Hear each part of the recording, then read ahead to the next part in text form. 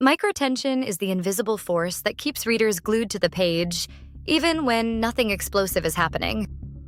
It is not about car chases, dramatic deaths, or shocking twists. Instead, it is the pressure inside a moment or sentence, the friction caused by body language or dialogue. I am Joanna St. Amour, an editor and beta reader, and today we are exploring how microtension works, why it matters, and how you can use it to make your writing irresistible. Let us start with a classic example. In Jane Austen's Pride and Prejudice, the early drawing room scenes are not physically dangerous. No one is threatened, and yet, when Mr. Darcy refuses to dance with Elizabeth Bennet, the tension is electric. Why?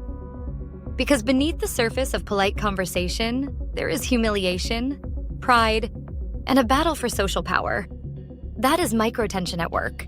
It is not about what is happening on the surface, but about the emotional stakes simmering underneath. The reader senses the risk of embarrassment, the sting of rejection, and the shifting balance of power, all without a single raised voice.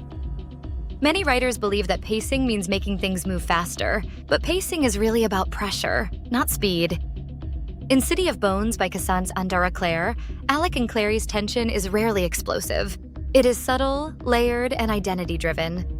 Here are some key micro-tension moments. 1. The first meeting at the Institute. Clary is human, vulnerable, outsider. Alec barely masks his hostility. Nothing dramatic happens, Sarah, but under the surface, Alec sees her as a threat to his parabatai bond with Jace. Clary senses she is unwanted. The tension is not about demons. It is about territory, too. The you don't belong here energy. Alec often questions Clary's competence. When she makes mistakes, his reactions are sharper than necessary. Why? Because her presence destabilizes the dynamic he has relied on his entire life. Microtension lives in short answers, cold glances, protective positioning near Jace. It is jealousy disguised as principle. 3.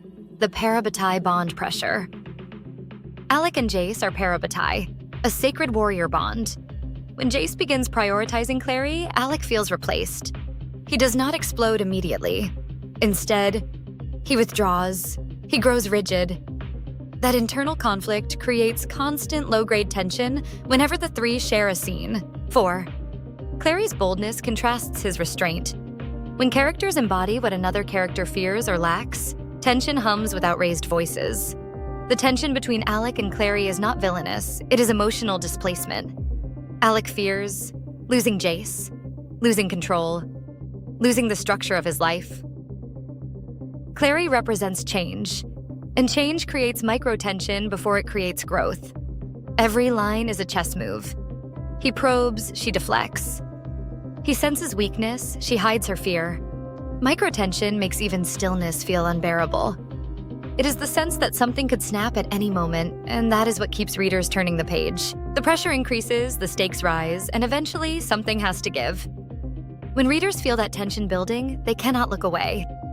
So, how can you add more microtension to your writing? Here are some practical strategies. First, make every line cost something. If dialogue exchanges information too smoothly, tension disappears. For example, compare, "Where were you last night?"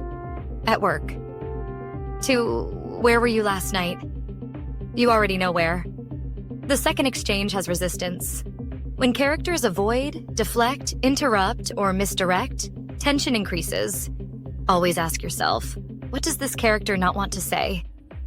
Second, add power imbalance. Tension rises when one person holds more power. Whether it is social status, emotional leverage, physical dominance, hidden knowledge, or moral authority. The imbalance fuels every sentence. Third, layer internal conflict over external action. When a character's internal struggle clashes with their external goals, microtension multiplies. Fourth, add emotional risk to small moments. Risk can be embarrassment, exposure, rejection, loss of control, or loss of respect.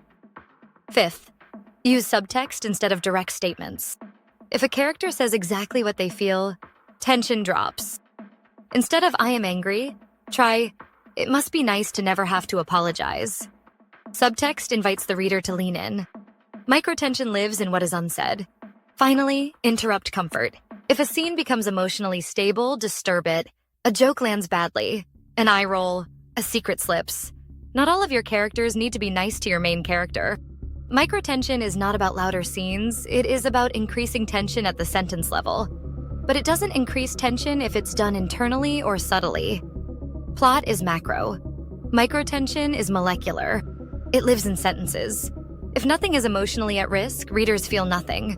But when desire and resistance share the same breath, readers cannot look away. That is microtension. That is story. Thank you for watching. Today you are choosing growth and craft, one intentional step at a time.